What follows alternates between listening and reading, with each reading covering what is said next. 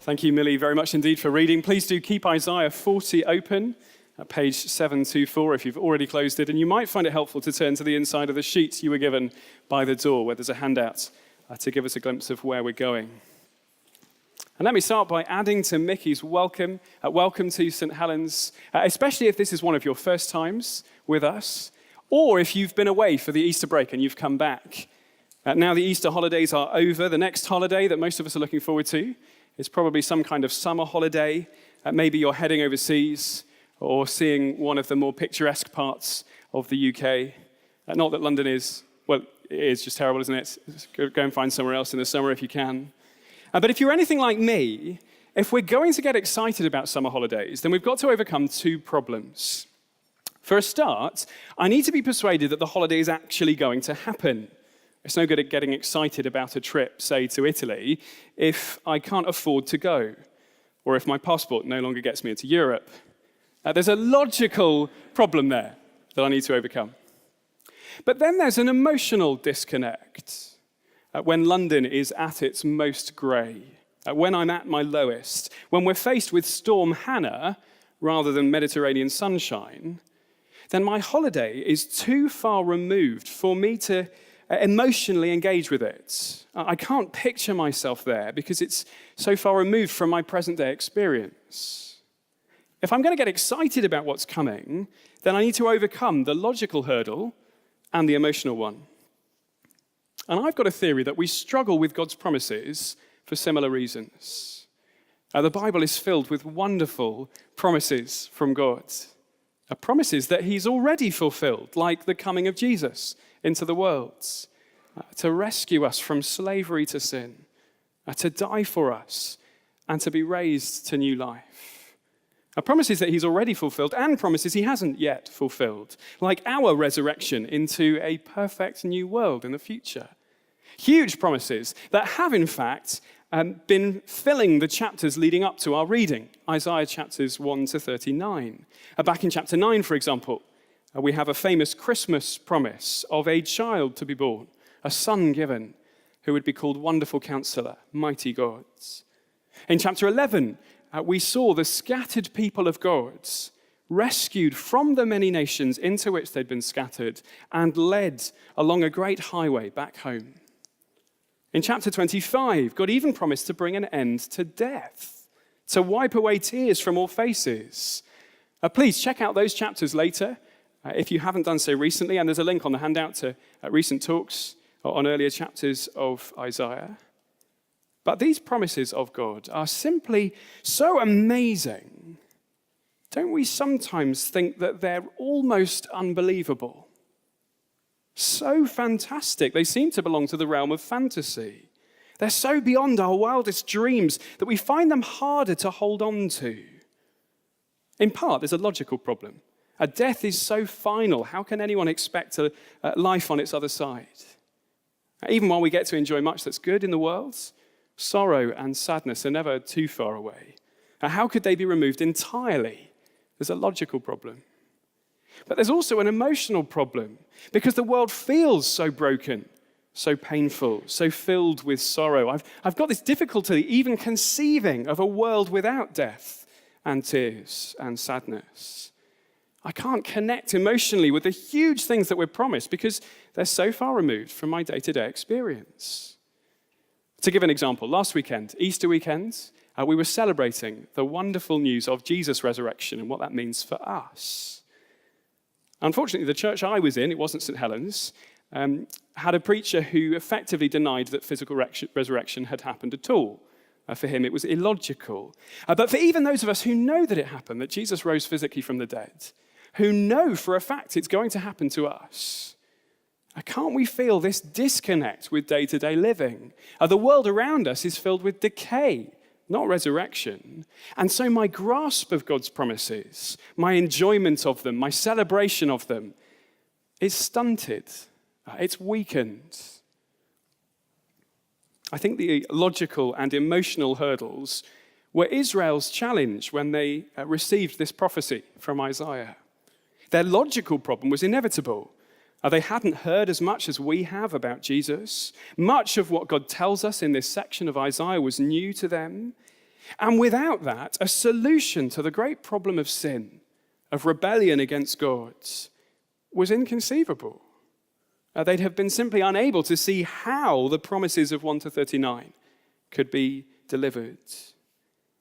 But more than that, there's an emotional hurdle. They were feeling all the more keenly the distance between their experience and the dizzying heights of what God had promised in chapters 9 or 11 or 25. The whole nation was being sent off into exile, judgment, slavery to a foreign nation. As far as they could see, their relationship with God was over and finished. If we struggle logically or emotionally to grasp the promises of God, then it's nothing compared to how difficult they would have found it. They'd have reached the end of chapter 39 in despair that such great promises had been held out, but so far out of reach. And that's why Isaiah has given us this next section of his book. The logical impossibility and emotional implausibility that we've spoken about cause our hearts to weaken their grip on God's promises. And so he invites us into his book to set to work on our hearts. This book works as a kind of art gallery, painting word paintings for us, evocative images to fill our mind's eye. And this poetry is particularly useful because it shows us truth and it helps us to really feel it. Maybe like Israel, you've got logical objections to the promises of the gospel. And we need to hear the content of these verses loud and clear, the truth it's telling us. But for many of us, some of the things we'll see in this section will be familiar. I don't know, we could summarize it in 7 words if we were asked to. But the purpose of these verses is not to summarize them. They're not simply here to be flattened into a single statement, but each picture here is to be explored and relished. They've been crafted to penetrate our hearts, to get under our skin, to warm us at last to the truth that we've heard perhaps many times before. And so let's climb into these pictures and see as we start the call to cry. Verses 1 and 2, the call to cry. Comfort, comfort my people, says your God. Speak tenderly to Jerusalem and cry to her that her warfare is ended, that her iniquity is pardoned, that she has received from the Lord's hand double for all her sins. Isaiah gives us here a kind of 2-verse header to his whole section, 40 to 55. And I've titled it The Call to Cry. Not the call to weep, but the call to declare, to cry out. After 39 chapters had left his hearers despairing at impossible promises, Isaiah reaches across the centuries and puts his arm around the shoulders of his hearers and says, comfort. Comfort my people, says your God. Friends, hear the compassion of our God, speaking these tender words of comfort. Verse 2, speak tenderly to Jerusalem and cry to her that her warfare is ended, that her iniquity is pardoned, that she's received from the Lord's hand double for all her sins. It's just a header, but we're already given huge words of comfort, aren't we? Your warfare is ended, your iniquity pardoned, you've received a double for all your sins. Forgiveness, God says, peace. It's beautifully reassuring. Even the language of double plays into that comfort. It's a slightly odd turn of phrase, but the sense is of God's provision of an exact match, a double. Picture a piece of paper folded over so that one half matches exactly the other. A double, an exact match. Well, God has provided something exactly, a double, to deal with our sins so that we can be forgiven. Crammed into a 2-verse header is an extraordinary spoiler for what's to come. A promise that God would provide a sacrifice in our place, someone to bear our sin. It's the very promise that we saw fulfilled last weekend as we remembered the death of Jesus in our place. The sacrifice to take the punishment that we deserve, the perfect and sufficient sacrifice, a double for our sins. And so as we hear this call to cry out, we're expecting voices to start crying out about this gospel, maybe a gospel presentation. Someone is supposed to declare this forgiveness. And so we're expecting, aren't we, a discussion of the cross. Maybe even what we'll come to see in Isaiah 53. But these two verses, I think, are a header for all of these 16 chapters. And we're not ready for Isaiah 53 yet. No, instead, the three voices that obey the call in this passage zero in instead on a crucial first step, that God himself will accomplish these seemingly implausible promises. God himself will achieve these seemingly implausible promises. He will do it. In the face of a world that's so broken, if we're logically or emotionally hindered from embracing God's promises, then the problem is that our attention is totally in the wrong place. And so Isaiah presents three voices to lift our attention to God and what he is doing. Firstly, in 3-5, God is coming. Verse 3, a voice cries, "In the wilderness, prepare the way of the Lord. Make straight in the desert a highway for our God. Every valley shall be lifted up, and every mountain and hill be made low. The uneven ground shall become level, and the rough places a plain, and the glory of the Lord shall be revealed. And all flesh shall see it together, for the mouth of the Lord has spoken." The highway, there in verse 3, is an image that Isaiah has enjoyed already in his gallery of his book. Back in chapter 11, he introduced this picture of leading the scattered people of God back to their home. And so we soared above these vast crowds with a bird's eye view of all of God's people making their journey back to the promised land. A great picture of a rescue that God would bring. But now there's a fundamental change in the picture. The highway isn't for us, but for God himself. God himself is stepping into his creation to accomplish this rescue. Make straight in the desert a highway for our God.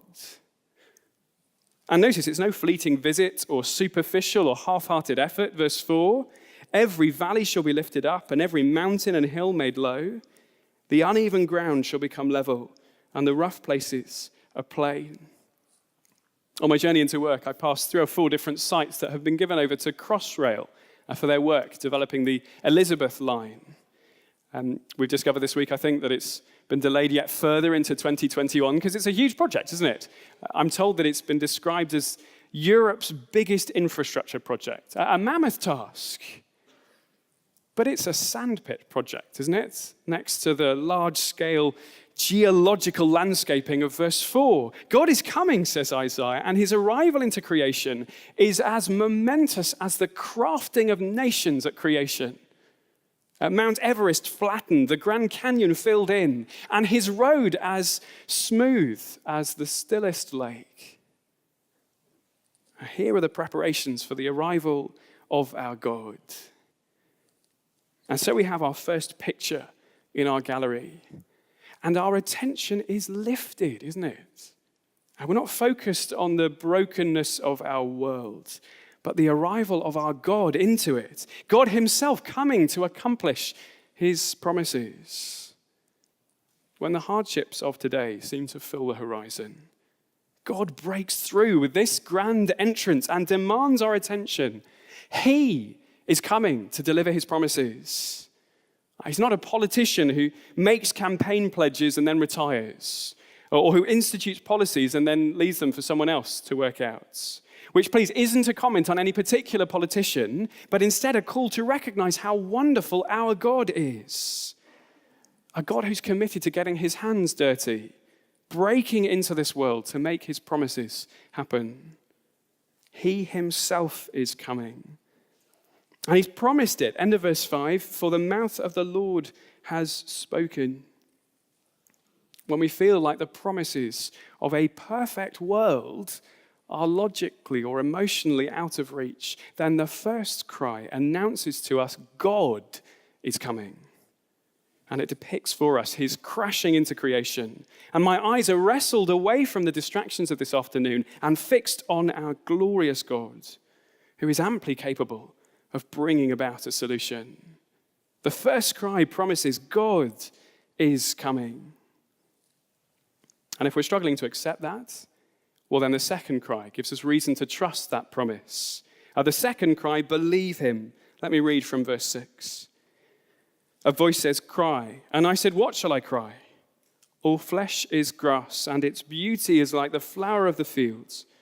The grass withers, the flower fades when the breath of the Lord blows on it. Surely the people are grass. The grass withers, the flower fades, but the word of our God will stand forever. The contrast is obvious, isn't it? Everything in this world, particularly people here, are like grass. Now, there's a beauty that we enjoy for a while, but it soon fades, withers. That contrasted with the word of the Lord. And to help us with this, I brought in a flower. Not sure how you'd feel if I gave that to you. I got told 5 minutes before I came up to the pulpit, it's not a flower of the field. I'm sorry. I wasn't quite given enough time to do anything about that. There's a flower that I took out of water a few days ago, and I tried to work out how to simulate the breath of the Lord blowing on it, and it doesn't really do it. So I stuck it in the microwave for a few minutes. The microwave, actually not for a few minutes, the microwave started crackling after about 5 seconds, and so I quickly took it out. But it's quite clear, isn't it? That is withering, that's dying. It's basically compost waiting to happen. And God says that all flesh is like that. A compost waiting to happen. Everything except for the word of the Lord. God speaks words that stand, words as solid and enduring as rock.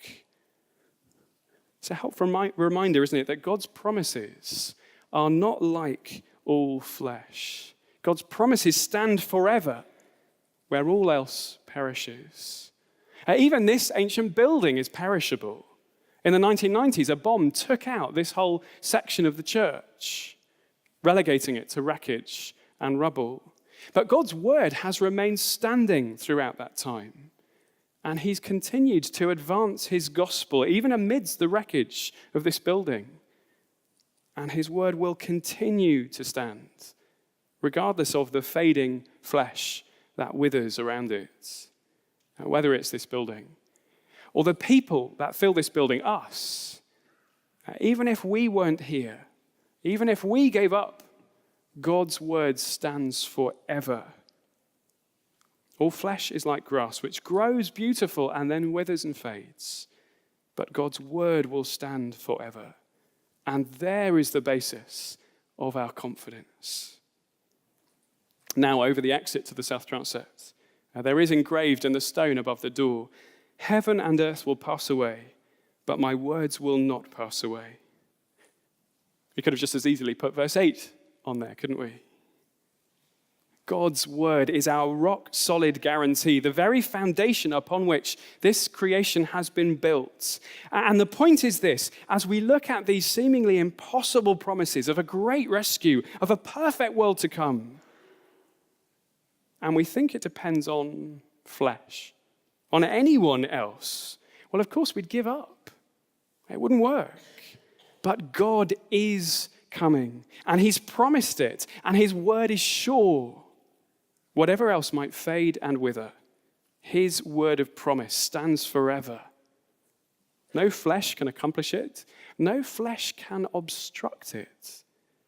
God's future doesn't depend on the fading frailty of flesh, but on the rock of his word, his sure and certain promise. The first two cries have lifted our eyes. God is coming, and his word is sure. And in both cases, they've been speaking tenderly to Jerusalem in obedience to verse 2. But now, for this third cry that we come to, it's as though Jerusalem itself picks up the mantle and turns to the rest of the nation of God's people, crying, "Behold your gods." The third cry, "Behold him," verse 9. "Get you up to our high mountain, O Zion, herald of good news. Lift up your voice with strength, O Jerusalem, herald of good news. Lift it up, fear not. Say to the cities of Judah, behold your God. Behold, the Lord God comes with might, and his arm rules for him. Behold, his reward is with him, and his recompense before him. He will tend his flock like a shepherd. He will gather the lambs in his arms. He will carry them in his bosom and gently lead those that are with young. We're seeing the same God coming to help his people, just as we did at the beginning of the passage. But now we're zoomed in to see exactly what he's doing, and we see two characteristics that we wouldn't necessarily expect together. Firstly, his might, his arm ruling for him.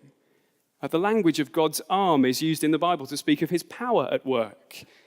We're picturing a God of military strength, of imposing might, of absolute power. But next to that, at the same time, a tender shepherd. I think we struggle to think that much about shepherds because there's not many of them in London. I'm a little bit familiar with shepherds because my family are shepherds. And not just in name, my name is Tim Sheppard. But my parents sometimes have sheep in the field next door to their house. I think I've mentioned that before. Over Easter weekend, we had a breakout, and the sheep escaped through the fence. I had to help my dad to get them back. And with one sheep in particular, it involved barrel rolling underneath a barbed wire fence, locating the sheep in the next door field, and then pairing up with my dad to try and usher it through the hole that we'd created for it in the fence. It probably won't surprise you that I didn't try to lift the sheep. It was easily going to weigh as much as me and then some, and I can't bench press 70 kilos.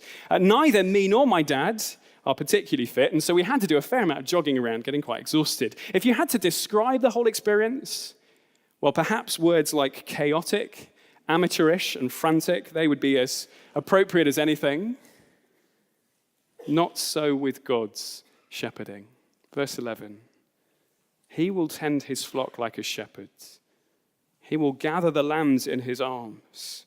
He will carry them in his bosom and gently lead those that are with young.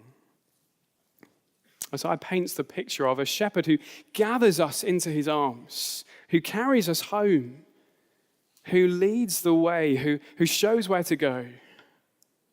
And we don't want to import lots of soppy pictures. You know those terrible Christian calendars that picture Jesus kind of cuddling sheep?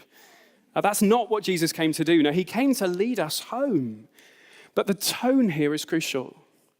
It's tender. It's a gentle picture. The God of mighty power is also the God who carries us. And if we're familiar with the Bible at all, that sort of language might start us to think about the great rescue at the start of Israel's history, the Exodus. It was the time when God established the nation of Israel by rescuing them from slavery in Egypt for a promised land. It was a time of such great significance that it came to shape the whole nation. The Exodus was the event by which the people identified themselves. So think Independence Day for the United States, maybe the French Revolution of the 18th century for France. The Exodus was a massive event that started the nation, the event by which they identified themselves. And Isaiah is promising that God is going to do that again. He's creating a birthing moment, a new start for his people, with lots of themes of that first Exodus rippling through this one, but a fundamental shift, a break with the past, a new moment by which his people will define themselves. His rescue of us from sin and death, it's not just any old rescue, but a new Exodus rescue. The clues are only faint in these verses. This picture of a highway through the wilderness in verse 3, the arm that God uses in verse 10, carrying his people and leading them out in verse 11. They're only faint echoes of the Exodus, and I can understand why you might not be persuaded yet from what I've shown us. And yet Isaiah has had the soundtrack of Exodus ringing all the way through the last 39 chapters. Back in chapter 11, he kept comparing this new rescue to the Exodus rescue from Egypt. In chapter 12, he even quoted a song from the book of Exodus. And as we go through this section in these coming weeks, we're going to see this theme of a new Exodus time and time again. And so this cry is making us hear, behold your God, see what he's doing. A God whose arm rules for him, a tender shepherd who leads his people. Think Exodus, people, he's saying. He's doing Exodus again. And that means this rescue he's promising is a whole new birthing moment. God building a new people to take to his perfect new world. It's no wonder so many struggle to believe God's promises when they've not understood what he's doing. God's primary concern isn't climate change or social reform or even restored health, good though they might be, but a new Exodus rescue, carrying his new people to a whole new world. That is what he's doing. 3 cries this evening that Isaiah has described for us. God himself crashing into this world to accomplish his great rescue, as sure as solid rock, birthing a nation in a new Exodus. And in some respects, we've only skated the surface of themes that will crop up throughout this section. It's something of an introduction to much of what we'll see in the coming weeks. But already we're being shown a God who is coming into this world to deliver on the rescue that he's promised, to establish a new birthing moment, a second Exodus rescue that we will all look back on forever as the event that defines us as a people. I wonder, do you ever struggle to see how the promises of God will be accomplished? Or do you struggle to believe them in the face of the world's sadness and tears and death? Well, come and get lost in these pictures in Isaiah 40. See a God who has committed himself to coming and sorting it out. A God whose word stands when all flesh fades. A God who has promised to bring this new Exodus. And a God who's already started to do it. Of course, Jesus, lots of us will know, is the one who fulfilled this prophecy, as the gospel writers point out. Go and have a read of Mark 1 later. He is the God who has broken into creation and thrown out the manual of the natural sciences with extraordinary miracles. Indeed, a God whose very miracles draw attention to the fact that he's bringing this new Exodus, as lots of us will have seen in Mark this year. God has already started to fulfill these promises. His second Exodus has already begun. And so as we linger on these pictures and reflect over them this week, we're given even further reason to trust in these promises of God. The rock solid, never fading promises of God. He has come.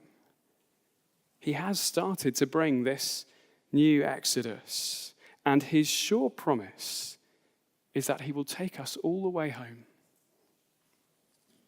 Comfort my people, he says. And the pictures have only just begun. Let me lead us in praying to him.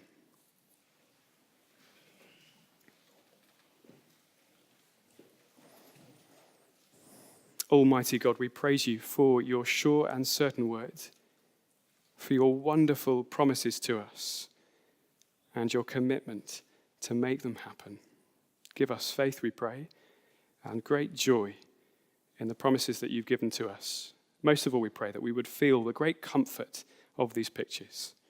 For we ask it in Jesus' name. Amen.